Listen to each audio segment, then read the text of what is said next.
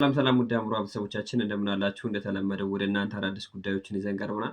በዛሬው እንግዲህ ቢቢሲ አማርኛ ይዞት በወጣው ጽሑፍ ላይ ተመስርቼ አንዳንድ ሀሳቦችን ለመስጠት ነው። በጣም የገረመኝ አንድ ነገር ነው ዛሬ ያየሁት። ምን መሰላችሁ? ስፒድ ዴቲንግ ወይም ደግሞ የላጤዎች ጉባኤ የሚባል ፕሮግራም ኢትዮጵያ ውስጥ ወይም ደግሞ አዲስ አበባ ላይ የተጀመረ ነው ጽሑፉ የሚያወራው እና መጀመሪያ ስፒድ ዴቲንግ ወይም ደግሞ የላጤዎች ጉባኤ ምንድን ነው ካልን በውጭ ዓለም በተለይ ደግሞ ቻይና፣ አሜሪካ ያሉ ሀገራት ላይ ላጤዎች ሴትም ወንድም አንድ የራሱ ሻምፒዮን ወይም ደግሞ ዝግጅት ተዘጋጅቶ እዛ ላይ 10 ሴቶች እና 10 ወንዶች 5 ደቂቃ እየተሰጣቸው 5 ደቂቃ ውስጥ ተግባብተው ትዳር የሚመሰርቱበት እና ፍሬንድሺፓቸውን የሚያጠናክሩበት ወይም ደግሞ ውሃ አጣጫቸውን የሚፈልጉበት ፕሮግራም ነው አሉ። ነጮች ላይ በደንብ የሚጠቀሙ ይሄ ስፒድ ዴቲንግ ወይም ደግሞ የላጤዎች ጉባኤ የሚባለው አሁን ላይ እኛ ሀገር ላይ እንደተጀመረ አንዳንድ መረጃዎች እየወጡ ይገኛሉ። እንግዲህ ቻይና ከዚህ በፊት ሰዎቿ በስራ ምክንያት ሳያወሩ ቀርተው ትዳር ሳይመሰርቱ የልጅ መወለድ እጥረት ሲፈጠር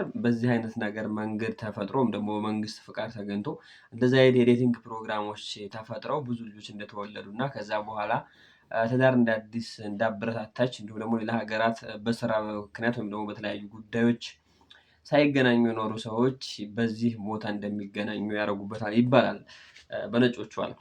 እኛ ሀገር ላይ ደግሞ ተጀመረ እየተባለ ነው። ይሄ ነገር ከኛ ካለንበት ከባህላችን ያፈነገጠ ነው ወይስ ደግሞ ትክክለኛ ለማህበረሰቡ ጠቃሚ ነው ብላችሁ ታስባላችሁ?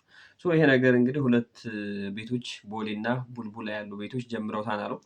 እነዚሁም እንግዲህ ቢቢሲ አማርኛ ያናገርኳቸው እንዳለው ከሆነ እነዚህ ቤቶች መጀመሪያ አካባቢ ፈርተን በማህበረሰቡ ዘንድ እንወቀሳለን ብለን ጠብቀን ነበር። ነገር ግን የተቃወሙ ሰዎች አሉ። መጀመሪያ ሶሻል ሚዲያ ላይ ስናስተዋውቅ ተው ያሉ ሰዎች አሉ። ከማህበረሰቡ ባህልና ወግ ሃይማኖት ጋር አንድ አይሄድም ያሉን አሉ። አንዳንዶች ደግሞ ጨምሮ አድርጉት፣ በተለይ ደግሞ ሴቶች እንደዚህ አይነት ነገሮችን እንፈልጋለን በስራም ቢሆን በተለያየ ምክንያቶች ባል አላገኘንም እንደዚህ አይነት ነገሮች ቢስፋፉልን እና ቢለመድልን እኛ ሀገር የሚሉ አስተያየቶች ነበሩ። ለሙከራ ብለን እኛም ለመጀመሪያ ጊዜ አለ የቡልቡላዎቹ ሲያወሩ ቤቱን ያው ራሳችሁ ሰርች አድርጉ እዚህ ጋር ከምናገር ስም ለመጀመሪያ ጊዜ 10 ሴቶች እና ከ10 የሚያንሱ ወንዶች መጡና ሴቶች በዙብን። መጀመሪያ እኛ ኤክስፔክት አድርገን የነበረው ሴቶች ይፈራሉ፣ ሴቶች አይመጡም። ነገር ግን ወንዶች ይበዙና ለወንዶቹ የሚሆን ሴቶች እናጣለን ብለን ጠብቀን ነበር። ነገር ግን ለመጀመሪያ ጊዜ በብዛት የመጡት ሴቶች ናቸው። ከዛ በኋላም ከመጣ በኋላ እኛ እንዳወሩ 7 ደቂቃ ሰጥተናቸው በዛ 7 ደቂቃ ውስጥ እንዲግባቡ ስንፈልግ ወንዶች እየተሽኮረመሙ አስቸገሩን።